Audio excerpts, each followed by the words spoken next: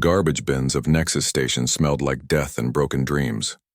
In the darkest corner of Sector 7, where the air recyclers barely worked and the lights flickered like dying stars, something small moved between the metal containers. Kian pressed his tiny body against the cold wall. His skin was so thin that the blue veins underneath showed through like a map of pain. His breathing came in short gasps that hurt his chest. He had not eaten in 3 days. The other creatures that lived in the garbage had learned to stay away from him. Even the rats knew he was dying. His own people, the proud Velthani warriors, had brought him here when he was barely old enough to walk. They had looked at his weak bones and failing organs with disgust. "This one will never be strong," his birth mother had said in their clicking language. "Better to leave it here than let it shame our bloodline." The Velthani ship had left him on the station with nothing but the torn clothes on his back. That was 2 years ago. Kian had survived by eating scraps and hiding from the bigger, meaner things that prowled the lower levels. But now his small body was finally giving up. He closed his large, dark eyes and waited to die. That was when he heard the human footsteps. Park Do-yoon moved through the garbage piles with practiced ease. He had been coming to this section for months, looking for spare parts to fix the broken ships that docked at Nexus Station. The work paid badly, but it was enough to keep his small apartment and buy cheap food. Do-hyun was 42 years old and tired in his bones. His black hair was already showing gray at the temples, and his hands were permanently stained with engine grease. He had lost everything he cared about when the Mars colony exploded 5 years ago. His wife Sumin and daughter Hana had been visiting her parents there when the reactor failed. 300,000 people died in one terrible moment. Since then, Do-hyun had been drifting from station to station, fixing things because he did not know what else to do. He barely spoke to other people anymore. Work, eat, sleep, repeat. It was not much of a life, but it was the only one he had left. He was digging through a pile of broken computer parts when he heard the soft whimpering sound. At first, Do-hyun thought it might be one of the station cats that sometimes got trapped in the garbage. But as he followed the sound, he found something much more disturbing. In the shadow of a huge waste container, a small alien child was curled up like a dying animal. Do-hyun had seen Velthani before. They were tall, proud warriors who commanded respect throughout the galaxy. Their skin was usually a healthy gray-green color, and their bodies were built for fighting. This little one looked nothing like that. The child was maybe 3 feet tall, and so thin that his ribs showed through his skin. His color was wrong too, more gray than green, like old metal left in the rain. Worst of all were his eyes. They were huge and dark and filled with a sadness that no child should ever know. "Hey there, little one," Do-hyun said softly in basic English, the common language of the stations. "Are you hurt?" The child looked up at him with those enormous eyes but said nothing. Maybe he did not understand. Maybe he was too sick to speak. Do-hyun knelt down slowly, not wanting to scare him. Up close, the situation was even worse. The child's breathing was shallow and labored. His lips had a blue tinge that meant his organs were failing. There were old bruises on his arms and legs, probably from other creatures that had pushed him around. "Where are your parents?" Do-hyun asked, though he already suspected the answer. The child tried to speak, but only managed a weak coughing sound. Then he held up one small hand and made a gesture that Do-hyun recognized. It was the Velthani sign for abandoned, the same sign that shop owners used when they threw away broken merchandise. Something twisted in Do-hyun's chest. He had seen abandoned alien children before on other stations. Usually they died within days. The strong survived and the weak were forgotten. That was how the galaxy worked. That was how it had always worked. But looking at this small, dying creature, Do-hyun remembered his own daughter. Hana had been small for her age too. She had been sick a lot when she was young and other kids sometimes picked on her. But she had been the light of his world anyway. "What's your name?" he asked gently. The child made a sound that was somewhere between a click and a whistle. Do-hyun could not repeat it, but it sounded lonely. "I'm going to call you Kian," Do-hyun said. It means grace of God in Old Korean. My grandmother's name was similar. The child, Kian, tilted his head like he was trying to understand. Then, to Do-hyun's surprise, he reached out with one thin hand and touched Do-hyun's face. His fingers were ice cold. Do-hyun made a decision that would change both their lives forever. "Come on," he said, carefully lifting the child in his arms. Kian weighed almost nothing, like holding a bird with broken wings. "Let's get you somewhere warm." As they left the garbage sector, Do-hyun passed other humans who worked in the lower levels. Most of them stared and shook their heads. Taking in stray animals was one thing, but adopting an alien child was something else entirely, especially a Velthani. Their warrior culture was notorious for despising weakness. "You're making a mistake, Do-hyun," called out Lee Sang-ho, who worked in the recycling plant. "That thing will probably die anyway, and if it lives, it might turn on you when it grows up. That's what Velthani do." Do-hyun kept walking. He had heard worse things said about him since his family died. People thought he was broken, maybe a little crazy. Maybe they were right.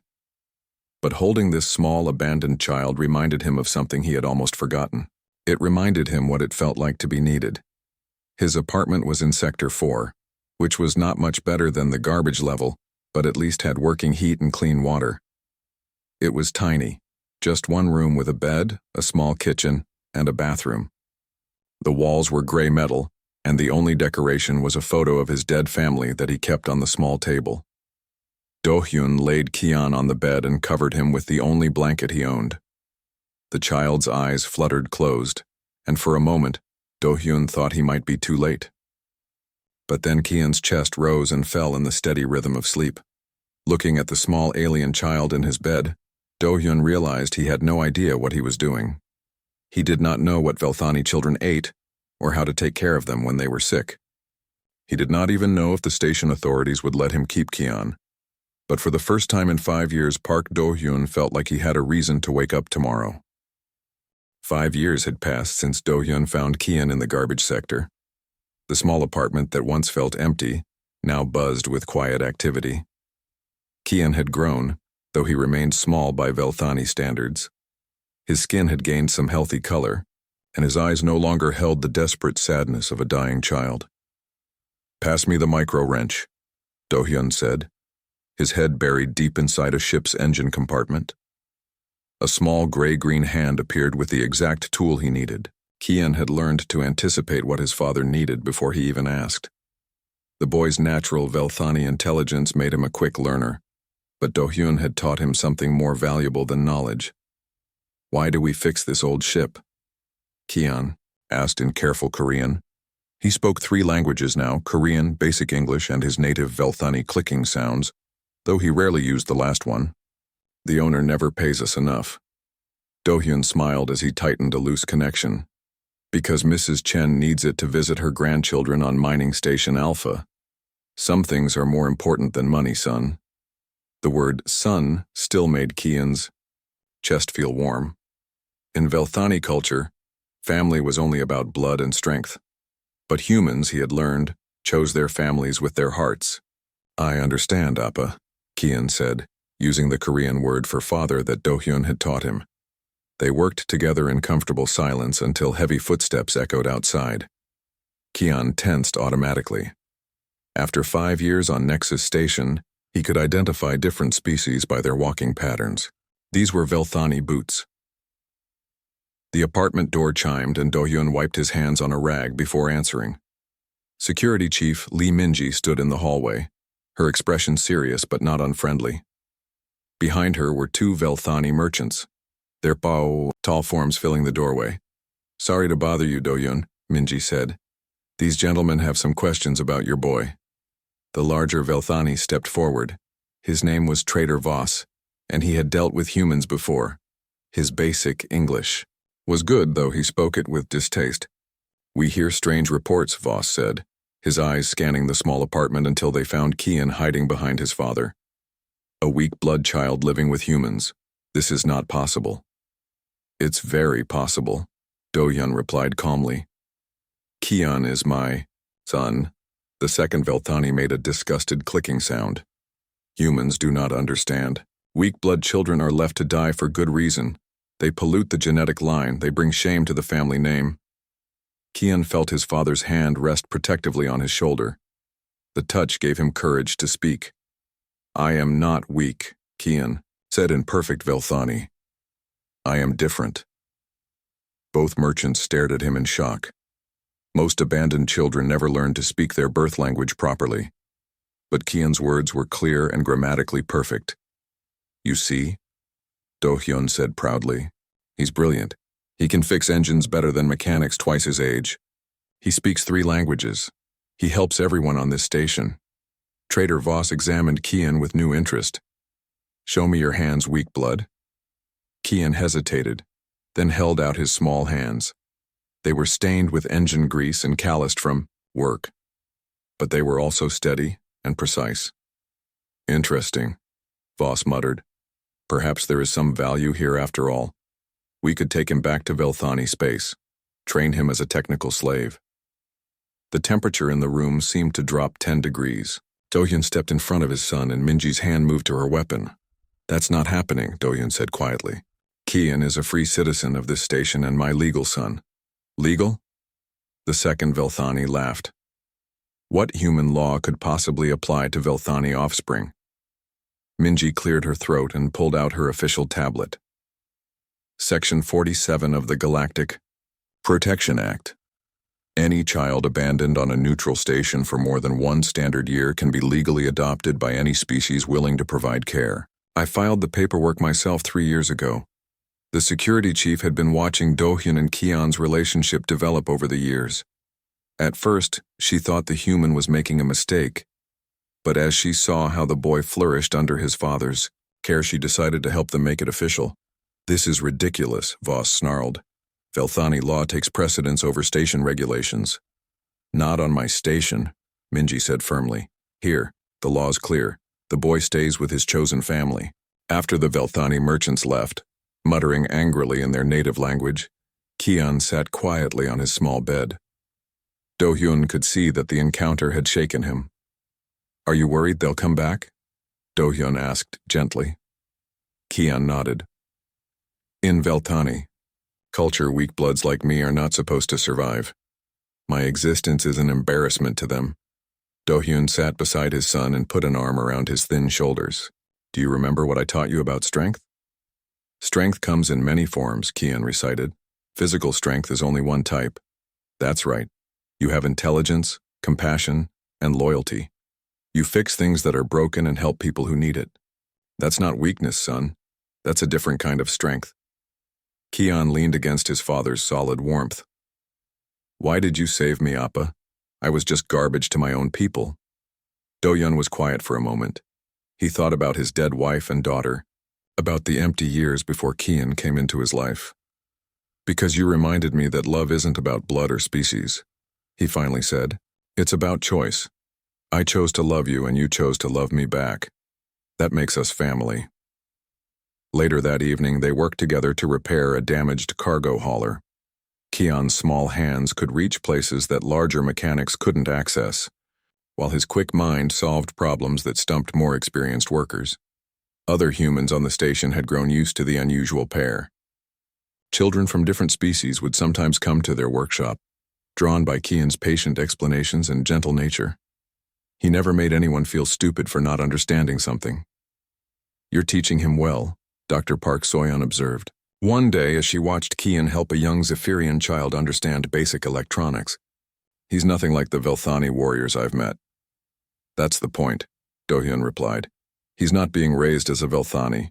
He's being raised as my son." As the years passed, Kian continued to grow and learn. He developed a reputation throughout the station as someone who could fix anything and would help anyone who asked. His alien physiology gave him advantages in some areas, but it was his human-taught values that made him special. But deep in space, Velthani war fleets were moving. Reports had reached the warrior clans about the impossible. One of their abandoned weak bloods was not only alive but thriving. For a culture built on genetic purity and strength, this was an abomination that could not be allowed to continue. Tiwi. Peaceful life that Do-hyun and Kian had built together was about to be tested in ways they never imagined. The Velthani warship Bloodclaw arrived at Nexus Station exactly 3 days later. It was a massive vessel, dark red and covered with weapons that could turn a small moon into dust. The ship's arrival sent ripples of fear through the station's population. Do-hyun watched from the observation deck as the alien vessel docked with the main hub. His hands were shaking slightly, but his jaw was set with determination. Beside him, Kian pressed close to his side, sensing his father's anxiety. "Are those my birth people?" Kian asked quietly. "Yes," Do-hyun said. There was no point in lying now. "They've come to see you." "Do they want me to go back with them?" Do-hyun knelt down so he could look directly into Kian's eyes. "They might. But I want you to remember something very important. You are my son, not because of blood or species, but because we chose each other. Nothing can change that." Kian nodded solemnly. "I choose you too, Appa. Always." Station Administrator Williams called an emergency meeting in the main conference room. Do-hyun and Kian sat at the long table alongside Minji and several other station officials. Across from them, 5 Velthani warriors stood at attention. They were everything Kian was not. Each one was over 7 feet tall, with thick, gray-green skin marked by ritual scars. Their eyes were small and hard, their mouths set in permanent scowls. They wore armor that looked like it had seen 100 battles, and weapons that hummed with deadly energy. The leader stepped forward. His name was Commander Thekvar, and his presence filled the room like a storm cloud. When he spoke, his voice was deep and harsh, like grinding metal. "I am Commander Thekvar of the Velthani Defense Force," he announced in heavily accented basic English. "We have come to reclaim stolen property." Administrator Williams, a nervous man in his 50s, cleared his throat. "With respect, Commander, we don't consider any of our residents to be property. Perhaps we could discuss this situation calmly." Tekvar's eyes fixed on Kian, who sat quietly beside Do-hyun. The child was so small compared to the towering warriors that he looked like a different species entirely. "That creature carries Velthani genetic material. By law, it belongs to us."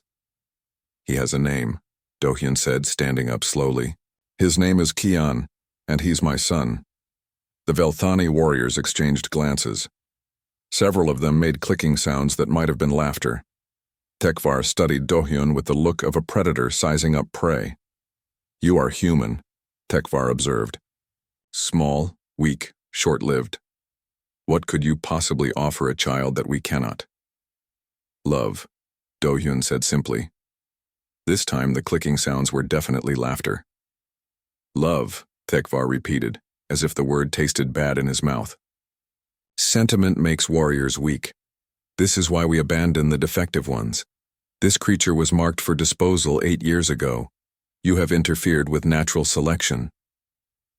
"I saved a dying child," Do-hyun replied. "Any decent person would have done the same." "Decent," Tekvar said. "Another weakness. In the void between stars, sentiment and mercy are luxuries that get you killed. We survive because we are strong. This thing is not strong. It should not exist." Kian had been listening to this exchange in silence, but now he stood up on his chair so he could see over the table. His voice was small but clear when he spoke. "I may not be strong like you," he said to Tekvar, "but I can fix things you cannot fix. I can help people you cannot help. My father taught me that there are many kinds of strength." Tekvar looked down at the child with something like disgust. "Pretty words from a failed experiment, but words do not win battles or conquer worlds. Only strength matters." "Then prove it," Do-hyun said suddenly. The room went quiet. Administrator Williams looked like he was about to faint. Minji put her hand on her weapon, though they all knew it would be useless against Velthani battle armor. "Prove what?" Tekvar asked, his eyes narrowing. "Prove that might makes right," Do-hyun said. "Your culture values combat, correct? Trial by battle?" "Yes. It is how we settle disputes." "Then I challenge you. Single combat. If I win, you leave Kian alone forever. If you win, Do-hyun swallowed hard. If you win, you can do whatever you want with both of us. The room erupted in protests. William started babbling about station regulations, while Minji grabbed Do-hyun's arm and tried to pull him back into his chair. But Tekvar raised one massive hand for silence. You would fight me? A human against a Veltani warrior? Yes. You will die. Quickly and painfully. Maybe. But at least my son will know that someone thought he was worth fighting for. Tekvar studied Do-hyun for a long moment. Then he turned to his subordinates and spoke quickly in the Veltani language. There was some discussion, with several of the warriors gesturing toward Kian. Finally, Tekvar turned back to the humans.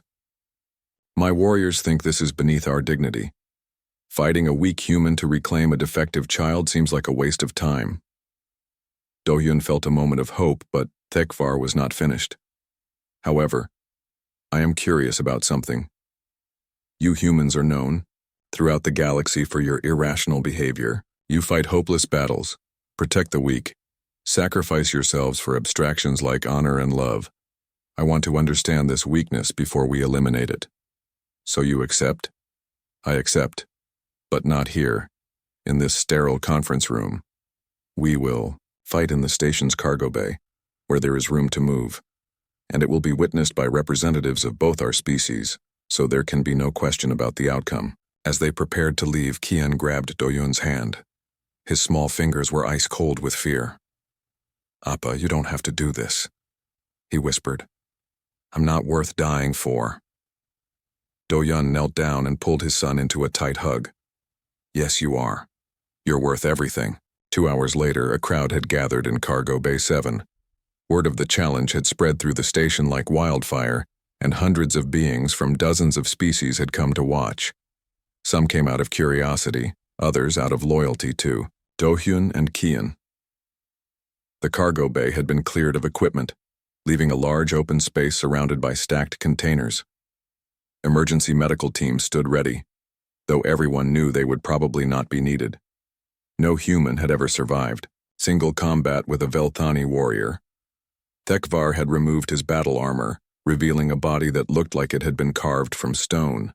Ritual scars covered his arms and chest, each one marking a victory in combat. He carried a traditional Veltani warblade, a curved weapon designed for close-quarters fighting. Do-hyun looked small and frail by comparison. He wore simple work clothes and carried a basic plasma cutter that he used for his repair work. It was not designed as a weapon, but it was all he had. Last chance to surrender, human, Tekvar called out. Admit that the creature belongs to us and I will make your death quick.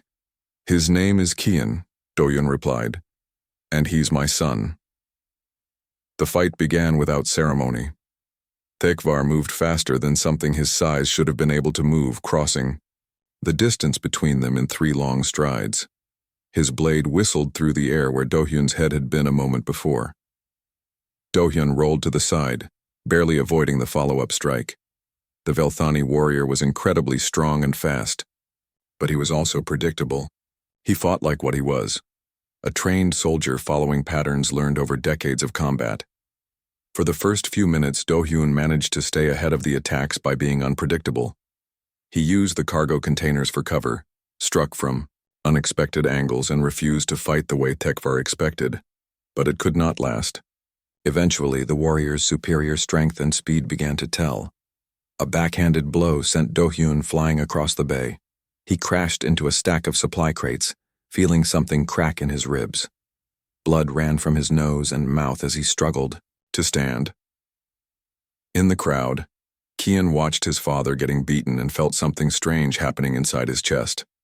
It started as a tight feeling, like he could not breathe. Then it grew into something hotter, stronger, more desperate than anything he had ever felt. Get up, Appa, he whispered. Then louder, get up. Do-hyun heard his son's voice and forced himself to stand. His left arm hung useless at his side, and his vision was blurred with blood, but he was not finished yet. You fight well for a human, Tekvar admitted, advancing slowly. But this ends now. The Veltani warrior raised his blade for a killing strike. But as he did, something unexpected happened. From the crowd, other voices joined Kian's. "Get up, Do-hyun." It was Minji's voice. "Come on, you can do it," that was Kim Tae-hoon from the maintenance crew. "Fight, Appa," Kian screamed, tears streaming down his face. Soon the entire human section of the crowd was cheering for Do-hyun. Even some of the alien spectators joined in, beings who had been helped by Kian's kindness or Do-hyun's honest work. The sound seemed to confuse Tekvar. In Veltani culture, combat was a solitary affair. Warriors fought alone and won or lost based on their individual strength. The idea of a community supporting one fighter was alien to him. "Why do they cheer for you?" he asked, pausing in his attack. "You are losing. You will die." "Because," Do-hyun gasped, spitting blood, "they understand what you don't. I'm not fighting alone." The crowd's cheering seemed to give Do-hyun new strength, but Tekvar was still far superior as a warrior. The Velthani commander resumed his attack, and within minutes Do-hyun was on the ground again, his plasma cutter knocked from his hand. "Enough," Tekvar said, standing over the fallen human. "You have shown courage, but courage without strength is meaningless. Prepare to die." But as the warrior raised his blade, Kian broke free from Minji's protective grip and ran into the fighting area. "Stop," the small alien cried, throwing himself between Tekvar and Do-hyun. "Please don't hurt him anymore." Tekvar stared down at the child in confusion. Kian was everything the Velthani despised: small, weak, emotional. Yet here he was, showing the kind of protective courage that their culture claimed to value above all else. "Move aside, defective one," Tekvar ordered. "This does not concern you." "Yes, it does," Kian said, his young voice shaking but determined. "He's my father. You want to hurt him because of me. So hurt me instead." A murmur went through the crowd. Even the other Velthani warriors exchanged uncertain glances. In their culture, the weak did not sacrifice themselves for the strong. It went against everything they understood about natural order. "Kian, no," Do-hyun groaned, trying to sit up. "Get away from here." "I won't leave you, Appa," Kian said, kneeling beside his wounded father. "You didn't leave me when you found me. In the garbage, I won't leave you now." Tekvar found himself in an impossible situation. His mission was to reclaim or destroy the defective Velthani child. But the child was now protecting the very human who had interfered with Velthani law. To complete his mission, he would have to strike down a small, unarmed creature who was showing exactly the kind of loyalty and courage that Velthani warriors were supposed to embody. "This is wrong," he muttered in his own language. "The weak are not supposed to protect the strong." But Dr. Song Ji-hye, the station's xenobiologist, had been watching the entire scene with growing excitement. She pushed through the crowd until she reached the edge of the fighting area. "Commander Tekvar," she called out, "you need to see this. Look at the child's biological readings." She held up a medical scanner that had been monitoring Kian during the fight. The reading showed something that should have been impossible. The child's body chemistry was changing in real time, triggered by extreme emotional stress. "His bone density is increasing by 30%, Dr. Song announced to the crowd. "His muscle mass is expanding, his reflexes are speeding up, his brain activity is off the charts. This isn't weakness, this is adaptation." Tekvar stared at the scanner readings, then back at Kian. The child did look different than he had at the beginning of the fight. His skin had darkened to a healthier green, his posture was straighter, and his eyes had a new intensity. "Impossible," Tekvar said. "Veltani biology does not work that way." "Traditional Veltani biology doesn't," Dr. Song agreed. "But this child has been exposed to something your species never encounters: unconditional love and acceptance. His body is adapting not just to survive, but to protect the family unit that saved him." She turned to address the entire crowd, her voice rising with scientific excitement. "Don't you see? Your species doesn't abandon the weak. You abandon those who haven't found their proper trigger yet. Kian isn't defective, he's specialized.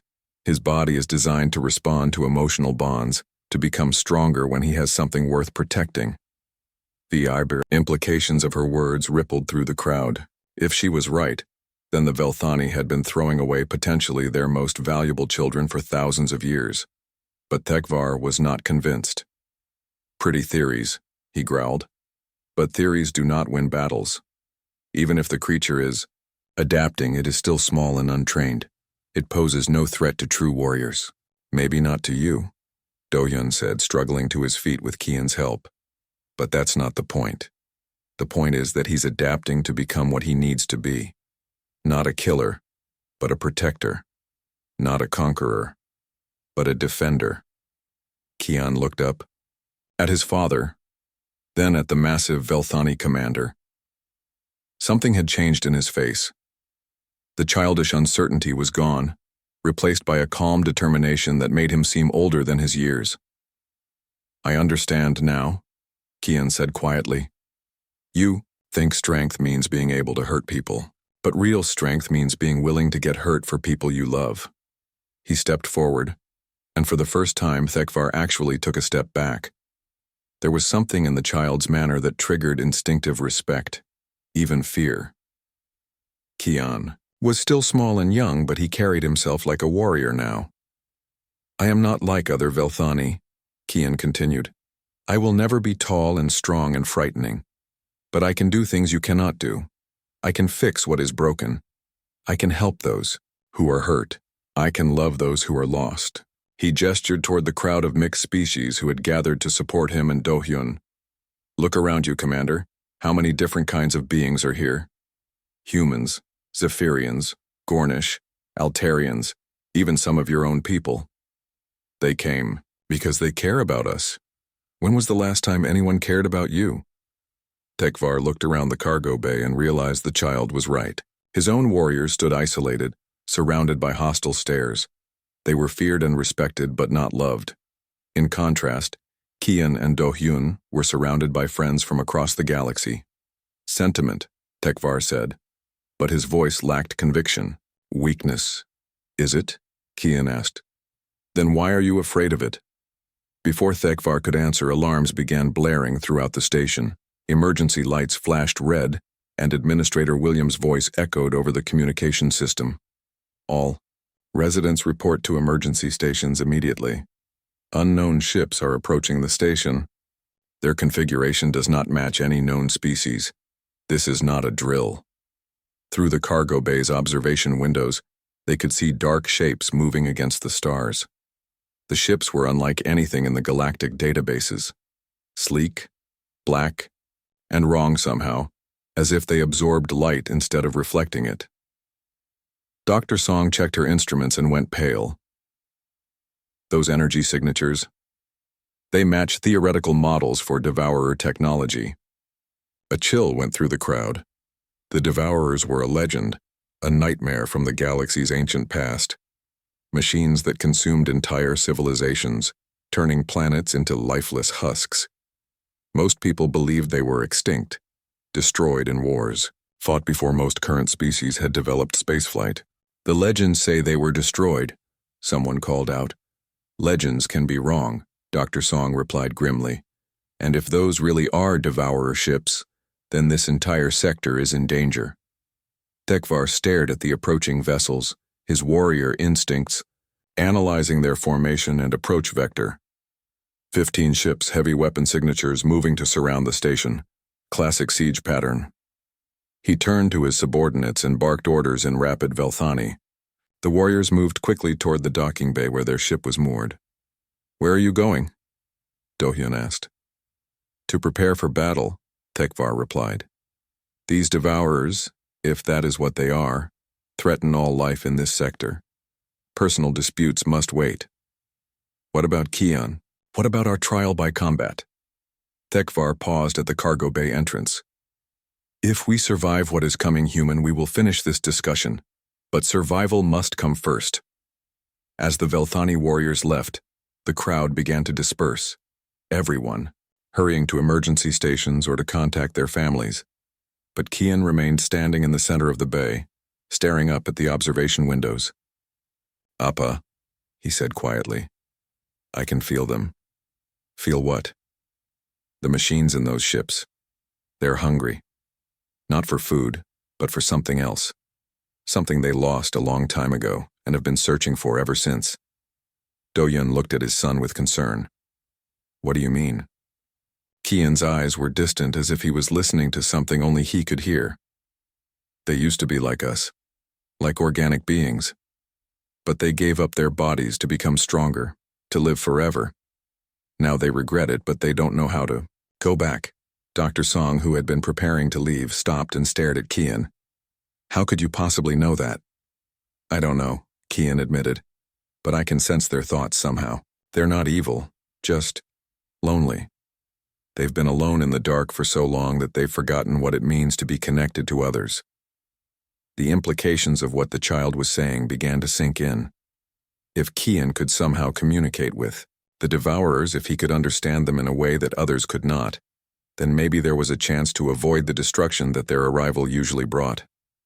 Can you talk to them? Do-hyun asked. I think so. But Appa... Kian looked up at his father with eyes that seemed far too old for his young face. I'm scared.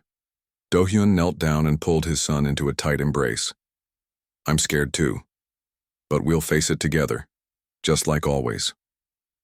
Outside, the first Devourer ships reached weapons range of the station. The Devourer attack began without warning. Black energy beams lanced out from the approaching ships, striking Nexus Station's outer defensive shields. The entire structure shuddered under the assault, and lights flickered throughout the corridors. In the Emergency Command Center, Administrator Williams coordinated evacuation efforts while station security tried to organize a defense, but everyone knew it was hopeless. Nexus Station was a civilian outpost with minimal weapons, designed for trade and diplomacy, not warfare.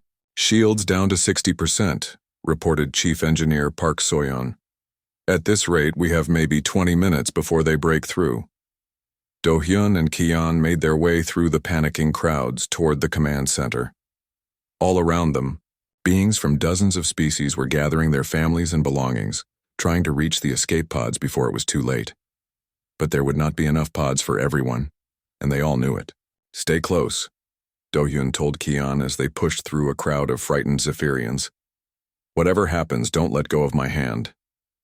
Kian nodded, but his attention was focused on something else. The strange sensation in his mind was growing stronger, and he could feel the alien thoughts of the Devourer crews more clearly with each passing moment. They were ancient beyond measure, these machine beings. They had once been organic creatures like the species that now populated the galaxy, but they had abandoned their biological forms millions of years ago in pursuit of perfection and immortality. At first, their transformation had seemed like a triumph. They were stronger, faster, more intelligent than they had ever been as organic beings.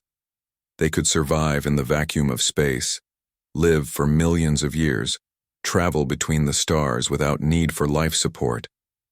But something had been lost in the transformation, something essential that they had not realized was important until it was gone forever.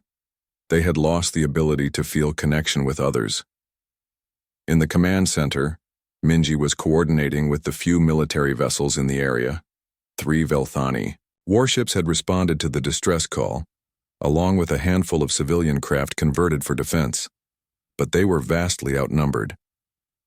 The Velthani ships are engaging the enemy now, she reported to Administrator Williams, but their weapons barely seem to affect the Devourer hulls. Whatever those things are made of, it's not in our databases. On the main screen, they could see the battle raging in space around the station. The Velthani warships fought with typical courage and skill, but their energy weapons seemed to pass right through the black hulls of the Devourer vessels. Commander Thekvar's voice crackled over the communication system. Nexus Station, this is Bloodclaw. Enemy ships are not responding to conventional weapons. Request any information on effective countermeasures. Dr. Song stepped forward. Commander, the theoretical models suggest that Devourer technology operates on quantum principles we don't fully understand. Traditional energy weapons may not be effective because they phase shift their hull matter. Then how do we stop them? Before anyone could answer, Kian stepped up to the communication console. His small hands moved over the controls with surprising confidence, adjusting frequencies and signal patterns. Commander Thekvar, he said into the microphone. This is Kian. I think I can help. There was a pause, then Thekvar's confused voice. Child? How did you access military communications? I modified the console, Kian said simply. Commander, the Devourers are not trying to destroy us. They're trying to understand us. What? They lost something when they became machines. They've been wandering the galaxy for millions of years, trying to find it again. They attack civilizations, not to destroy them, but to study them, to see if they can learn what they're missing. Through the command center's speakers, they could hear weapons fire and explosions from the Veltani ship. Thekvar's voice was strained when he responded. Child, they are firing on us with enough force to crack planets. If this is their idea of study, they need better methods. That's because you're fighting them, Kian replied. They think you're just another aggressive species, but if someone could show them what they're really looking for. And what exactly are they looking for? Administrator Williams asked. Kian closed his eyes, concentrating on the alien thoughts filling his mind. Connection, love, the feeling of belonging to something bigger than yourself. They gave all that up to become immortal, and now they realize it was the most important thing they ever had. Dr. Song stared at the readings on her scanner. Kian, your brain activity is off the charts. How are you communicating with them? I don't know, Kian admitted, but I can feel what they feel. They're not evil, just empty.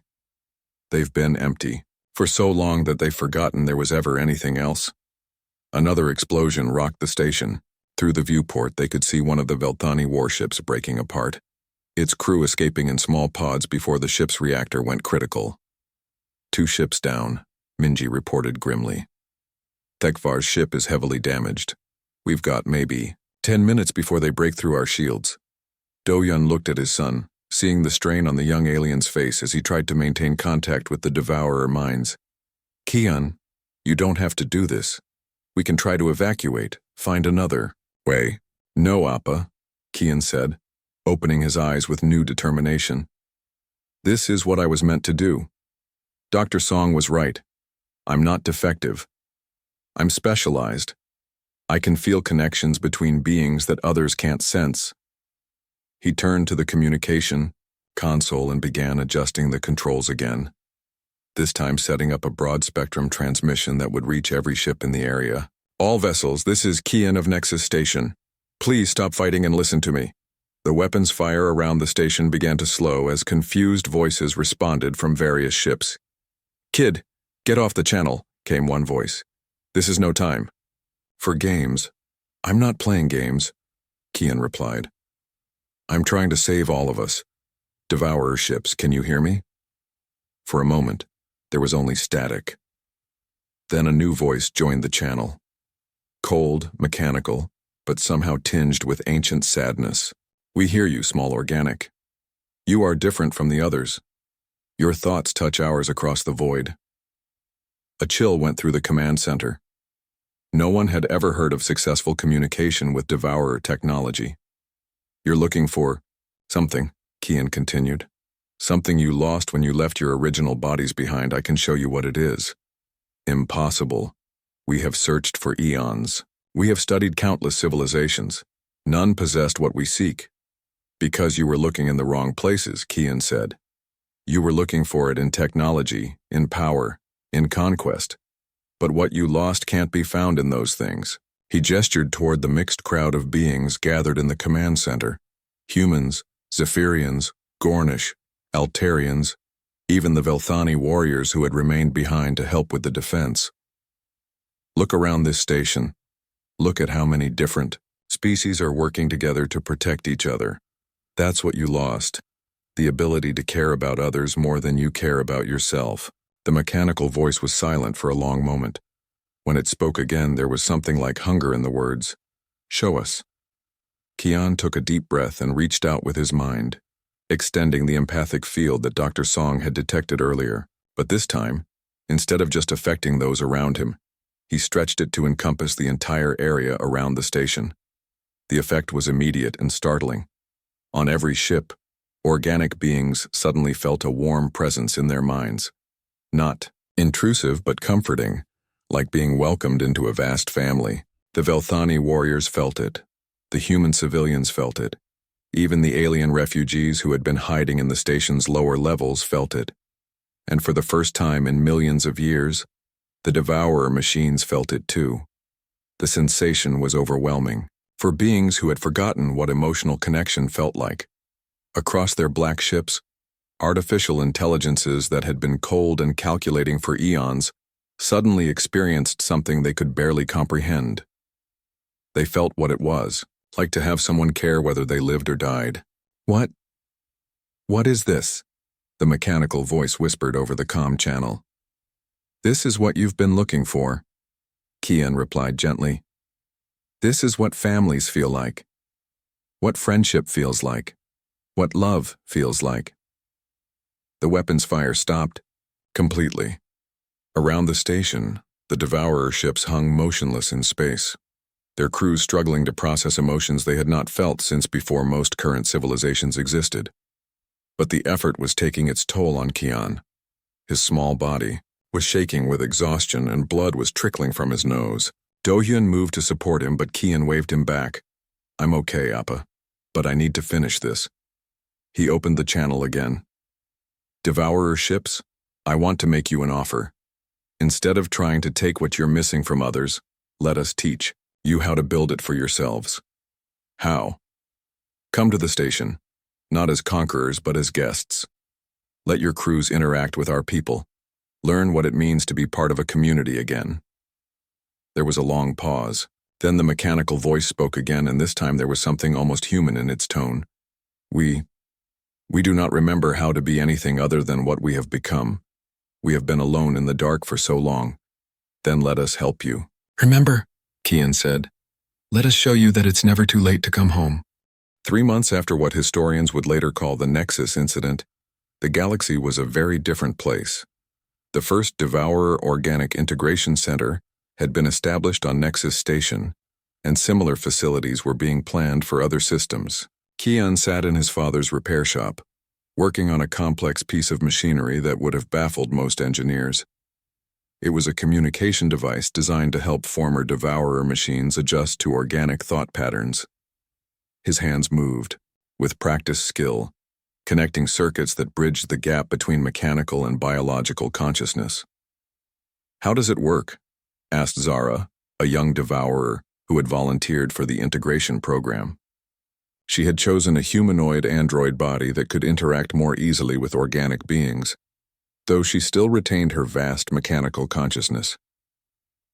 It translates emotional signals into data patterns your mind can understand, Kian explained, patiently.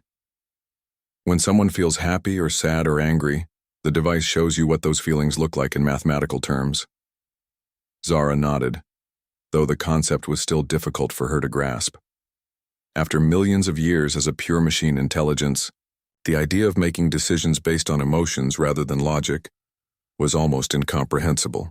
But why would anyone choose to feel sadness, she asked. It seems inefficient. Kian smiled. Because sadness means you care about something enough to miss it when it's gone. And caring about things is what makes life worth living. Do-hyun watched this exchange from across the shop, feeling a familiar warmth in his chest. Kian had grown so much over the past months, not just physically but in confidence and wisdom. The young alien who had once been abandoned as defective was now the galaxy's leading expert on interspecies emotional communication. The transformation had not been easy. When the first Devourer volunteers had come to the station, many residents had been terrified. These were beings whose legends spoke of consuming entire worlds, turning planets into lifeless metal. But Kian had worked tirelessly to bridge the gap between species, teaching both sides to see past their fears. Kian, Do-hyun called out, Commander Thekvar is here to see you. The Velthani warrior entered the shop, though he looked very different than he had during their first encounter. His armor was gone, replaced by simple civilian clothes. More importantly, His perpetual scowl had been replaced by something that might almost be called a smile. "Hello, young teacher," Tekvar said in carefully practiced basic English. "I have come for my lesson." Kian grinned and gestured toward a chair that had been specially reinforced to handle Velthani weight. Over the months, Tekvar had become one of his most dedicated students, trying to learn the emotional skills that Velthani culture had never taught him. "How did the exercise go?" Kian asked. "Were you able to express gratitude without mentioning combat prowess?" Tekvar looked embarrassed. "I told Engineer Park that I was grateful for her help repairing my ship. I did not mention that she would make a good warrior, even though she would." "That's progress," Kian said encouragingly. "What else did you practice this week?" I attempted to comfort Ensign Jorik when he received news of his mother's death. Instead of telling him that weakness in the face of loss dishonors the dead, I told him that missing someone means they were important to you. Kian beamed with pride. "That's perfect." How did he respond? "He wept," Tekvar said, sounding confused. "But then he thanked me and said he felt better. I do not understand how making him sadder made him feel better, but the results speak for themselves." From her position near the communication device, Zara looked up with interest. "This is the paradox we have been discussing in our integration sessions. Organic beings seem to derive comfort from sharing negative emotions with others. It's because pain shared is pain halved," Kian explained. "When you're sad alone, it feels overwhelming. But when someone else understands your sadness and cares about it, the burden becomes lighter." Both Tekvar and Zara nodded thoughtfully, though it was clear they were still working to understand the concept intellectually rather than feeling it emotionally. The shop door chimed again, and Dr. Song entered with a datapad in her hands. Her expression was excited, the way it always got when she had made an important discovery. "Kian, I have the latest reports from the integration centers on Ryloth and New Geneva. The results are even better than we hoped." She handed him the datapad, which showed statistics from Devourer volunteers who had been working with organic communities across the galaxy. 93% success rate in emotional integration, Kian read aloud. 87% report feeling significantly more connected to others after 3 months of community interaction. 0 incidents of aggressive behavior toward organic beings. More importantly, Dr. Song added, the organic communities are reporting benefits too. Crime rates down, cooperation up, interspecies relationships improving across the board. Your empathic field effect is spreading exponentially. Kian looked puzzled. But I'm not actively projecting anymore. I stopped doing that after the first week because it was too exhausting. I know, Dr. Song said with a grin. But you taught them how to generate their own empathic connections. The Devourers are learning to feel again, and the organic species are learning to be more understanding and accepting. It's like you started a chain reaction of compassion that's spreading across the galaxy. Before anyone could respond, the communication system in the shop activated with an urgent priority. Signal. Administrator Williams's voice filled the room. All residents of Nexus Station, please report to the main auditorium for an important announcement. Representatives from the Galactic Council are here with news that affects everyone. The group made their way to the auditorium, joining hundreds of other beings from across the station. On the stage, 3 figures waited. Administrator Williams, a tall Andromedian diplomat in flowing robes, and a middle-aged human woman that Kian didn't recognize. Citizens of Nexus Station, the Andromedian began. I am Council Speaker Veltar, and I bring greetings from the Galactic Council. 3 months ago, this station was the site of what many believed would be another Devourer extinction event. Instead, it became the birthplace of the most significant advancement in interspecies relations in galactic history. A murmur went through the crowd. Many of the beings present had lived through the crisis themselves, but they were still learning about its wider implications. The integration program pioneered here has now been implemented in over 50 systems, Speaker Veltar continued. Former Devourer machines are working alongside organic beings in ways we never thought possible. More importantly, the principles of empathic connection developed by young Kian are being taught in schools and training centers across the galaxy. The speaker's gaze found Kian in the crowd. Which brings us to why we are here today. The Galactic Council has voted unanimously to offer Kian of Nexus Station the position of Ambassador for Interspecies Emotional Relations. It is a new position, created specifically to address the challenges and opportunities of our changing galaxy. Kian felt hundreds of eyes turning toward him. The auditorium had gone completely silent, waiting for his response. What would that mean? He asked, his young voice carrying clearly in the quiet space. The human woman stepped forward. I am President Chen of the Sol Federation, and I can tell you exactly what it would mean. You would work with leaders from every major species, teaching them the principles you've discovered. You would help establish integration centers throughout the galaxy.